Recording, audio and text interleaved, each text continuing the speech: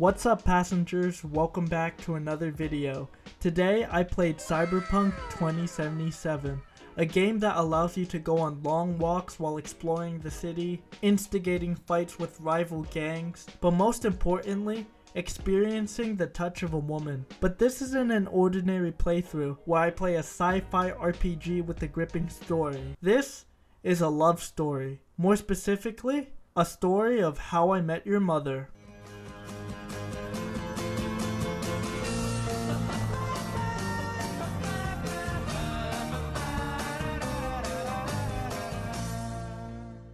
Before I can begin my love journey, we must first create our character, and I decide to make him look like myself as much as possible, even paying attention to the very little details like choosing what type of genitalia my character should have. I eventually decided to give him the biggest penis size just to make the game feel more realistic, cause this is the face of an individual who's definitely rocking more than 6 inches. I spawn in a mechanic shop, and instead of a thick girl bent over the hood working on my car, I'm doing all the work myself, but my work is rudely interrupted by a police officer who walks in. But unlike typical police encounters, my body isn't riddled with bullets and I don't have a bunch of white girls chanting my name. Instead, I simply tell him to bugger off, and the cop allowed me to leave without much fuss. After climbing this tower like it was a Far Cry game, we're then forced to meet someone in a rundown trailer, which looks like the type of place I would either get a STD or cook meth. But it turns out, I'm here to meet a man named Jackie Wells, who seems like a gentle giant, and I'm also forced to smuggle cargo with him into Night City. Our peaceful drive is then interrupted because we're stopped at the border, which is what I imagine being a Mexican is like. Then, I'm forced to speak with one of the border guards, and instead of having to pull my pants down, I give him a different type of bribe by simply sliding him a couple bucks, and I'm well on my way. So much for protecting our borders, am I right? After our long, rough road trip that involved a car chase shootout and hiding out in an abandoned building, we finally arrive at the beautiful Night City in the form of a montage which shows our characters getting into crazy shenanigans. Coincidentally, this montage is what I would picture in my head whenever my dad would start reminiscing about his past. One montage later, I end up saving a woman from a crack den by handing her over to a bunch of paramedics, who for some reason are heavily armed. I guess even in 2077 they still take the Second Amendment very seriously. But I also had the privilege to witness Jackie spitting the craziest riz to this police officer. Officer, ma'am! Damn, are we ever lucky we ran into you. Really? What's it that makes me so special? A heart of gold? Because only somebody with a heart of gold can understand just how much I need to get back to my girl. I eventually end up getting much needed rest and end up meeting the well-known African-American rapper Rick Ross, or as he's known in this game, Dexter Deshawn. He basically tells us how we need to steal a biochip from a Japanese family called the Arasakas, but in order to do this, we must steal a military robot from a local gang. We eventually meet up with this local gang, and it turns out they're called the Maelstroms, and my god, these people are ugly freaks. Like, where are your eyes, bro? One of them decides to offer me some type of narcotic, but being the type of person that easily gives into peer pressure, I decide to take one whiff. And my god, I can officially say that was better than heroin or crack. But we're then introduced to the boss of the gang, who goes by the name of Royce. And he basically demands us to pay for the robot again, even though the payment was already covered by Rick Ross, I mean Dexter Deshawn. I eventually get fed up with his bullshit and decide to shoot him in the head, which results in a massive shootout. With future partnerships with the gang practically being non-existent, we eventually make it out alive with the robot. I then meet up with a woman named Evelyn, and we basically talk some more about stealing the chip. But I just find it odd that out of all the places we could have met, we decided to meet in a dingy strip club, because how am I supposed to focus on this important conversation when there's too many distractions around, like scantily clad holographic ladies? After gathering intel, which required me to experience what it's like to be a woman, which included me getting catcalled, you look like a cut of fuckable meat, and being fucked by a man. We have successfully completed all the prerequisites to this heist. We end up meeting Dexter Deshawn once again, but instead of hopping into a recording booth to record the next biggest hit of 2024, he provided us with suits, which act as disguises once we execute the heist. We eventually made our way into the hotel, and things were going very smoothly at first, by disabling the security and making our way into the penthouse. It wasn't until we heard that one of the Arasaka family members was returning, so we decided to hide within this column that just happens to have a one-way mirror, where we could see out, but they can't see in. This kind of reminds me of the time I was chilling with my ex-girlfriend, and her dad was about to walk into the room, so I was forced to hide in her closet. Aside from sniffing her clothes, I witnessed my ex and her dad get into an argument. Moral of the story, don't date a girl with daddy issues. A similar thing happens in the game, but instead of watching a girl argue with her father, I watched a young Japanese man strangle his elderly Japanese father. But death was already at that Japanese guy's doorstep. Just look at him, he looks like a Japanese Prince Charles. As we attempt to escape the penthouse, we slip off the roof because it just happened to start raining. Maybe Dexter Deshawn should have used his weather app to plan this heist on a day when it was sunny. Desperate times call for desperate measures, but with the damaged biochip, Jackie decides to insert it into his own head with no regard to the contents of the chip, which is basically the equivalent of inserting an unknown flash drive into your computer. We eventually make it out of the complex by getting picked up by our AI Uber friend called Delamain. But with Jackie on the verge of dying, he decides to put the biochip inside of our head as one last parting gift. With Jackie now dead, I meet up with Dexter Deshawn once again and tell him how the heist went to shit. But like a teacher whenever they're pissed off with a student, he simply tells me to go to the bathroom and wash my face. Once inside, I proceed to punch the mirror because that is a very healthy way to release your emotions.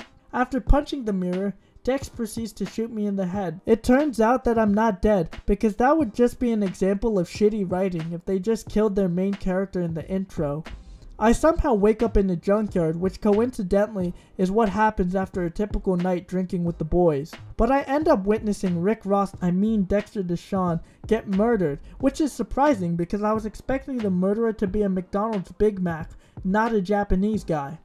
With Dexter Deshawn being dead, which means I can no longer make references to Rick Ross, which are probably more used up than the school thought at this point, I end up getting saved by the same Japanese man, who ends up taking me to a doctor. It turns out that Keanu Reeves is inside of me. Pause. This was because the biochip we stole actually contained Keanu Reeves' conscience. And it turns out that Keanu Reeves is a guy named Johnny Silverhand. And I'm sure we can figure out how he got that name. Now, it's time for the part of the video that you've all been waiting for. The official love story of Cyberpunk 2077.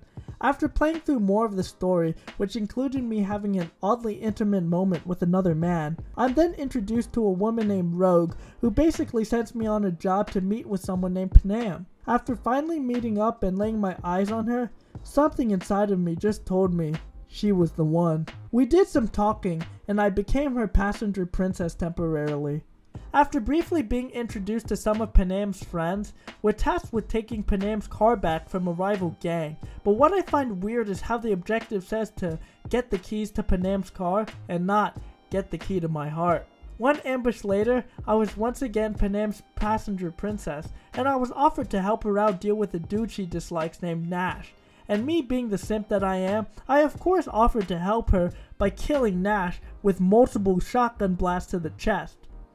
After a long day of killing, me and Panam share a nice ice-cold beer, and my god was I surprised. She is pretty good at sucking that bottle in one gulp, cause she's definitely gonna need to use those skills if this relationship thing is gonna work. After realizing that Panam is most likely a raging alcoholic with daddy issues, we decide to stay the night in a motel and settle on sharing a room together. Thinking I was gonna get goodnight cuddles and a woman to caress my thigh, I couldn't have been more wrong. It turns out that the beds were separate, so we basically slept like a divorced couple who were too broke to move out.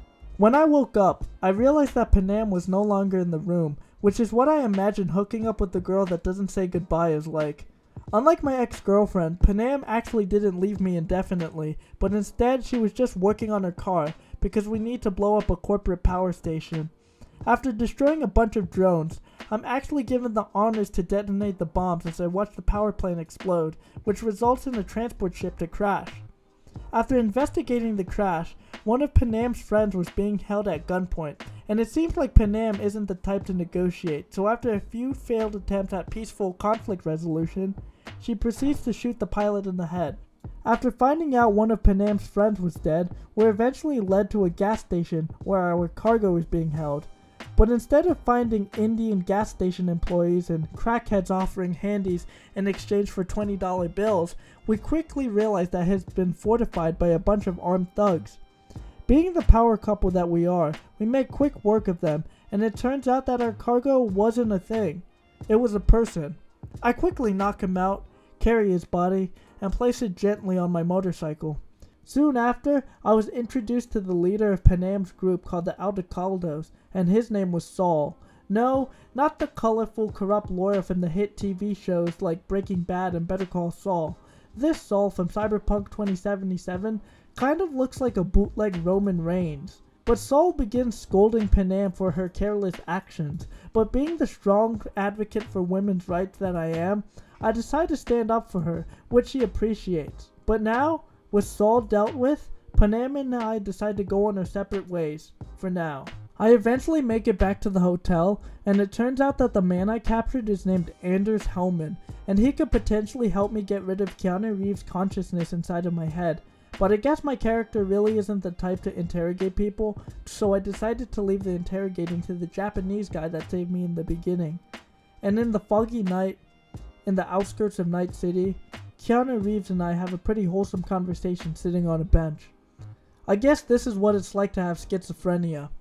One wholesome conversation later, I'm given another job from Panam, but this time it's to save bootleg Roman Reigns, or as he's known in game, Saul, from a group of outlaws called the Raffians.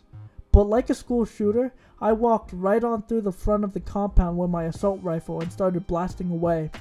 After a bloody shootout, I find Saul chained up in a dark room, which is oddly reminiscent of my uncle's basement. After an epic chase scene through a dusty desert storm, which looks like it was taken straight from one of the Fast and Furious movies, we decided to take refuge in an abandoned house. After turning on the power, Panam decides to use me as a footrest, but me not knowing how to take a hint, I couldn't tell if she was either flirting or needing a massage, because even in 2077, sore leg muscles are still a major issue. I eventually grew the balls to actually make the first move by running my hand up her thigh, but instead of having the best ride of my life, she felt intimidated and fell asleep on the couch. And I was just forced to just sit there, stare at the floor, and ponder all my life decisions. Why are we still here? Just to suffer? After the sandstorm passed and getting the doctor recommended 8 hours of sleep, Panam and I share a wholesome moment on the porch, followed by her gifting me her old sniper rifle. But I also mentioned the couch incident, and she proceeded to give me a goodbye kiss. Well, we officially did it. My character is locked in, just like the name of that one Baby Keem song. But I can't believe I actually got my first kiss in Cyberpunk before I did in real life. I'm not sure if that's some type of achievement or just embarrassing. Now that I made it out of the friend zone, which coincidentally could be a cool name for a rap song, I'm willing to do anything for Panam, such as stealing a military-grade tank. But as we're preparing for this heist, Panam and I share many intimate moments, which include holding her hand on top of this tower, while also telling her to act on her impulses more. We also sit by a campfire, and she leans on my shoulder as we both gaze at the stars. I think this is probably the first time in my life I've actually been jealous of a video game couple. After waiting one in-game day, in which I may or may not have skipped the in-game time, the tank we stole from earlier was finally complete, and Panam offers to give me the ride of my life. It turns out that she wasn't referring to driving the tank, because we ended up syncing our minds together and ended up sharing a very spicy but intimate moment inside the tank. I apologize that I won't be able to show you some of the footage, as it contains some very 18+ things in it, and I don't want to be taken down by the YouTube overlord, but our sexy moment was soon interrupted by bandits. But we made quick work of them, because realistically, what the hell were they gonna do to a military-grade tank with those shitty rusty pickup trucks? We ended up exchanging one final drink together. I drank a lemonade while she drank a beer, but I'm feeling kind of concerned for her health because she's been drinking a lot of beer lately, and I'm sure her blood alcohol content must be higher than the Philippines' age of consent. But it was time for me to leave, because it's way too early for V to settle down yet, as we still have to deal with the ongoing threat of the Arasaka family. So Panam gives me one last goodbye kiss as I drive off into the sunset. Now, being a happy man. Well, that's going to be the end of this video. If you enjoyed, please don't forget to hit that like and subscribe button. I won't be uploading another Cyberpunk video anytime soon because by the time you're watching this video, I'll already be in college away from my Xbox, but I really want to play the critically acclaimed Phantom Liberty DLC. But anyways, hope you have a wonderful day, and peace out.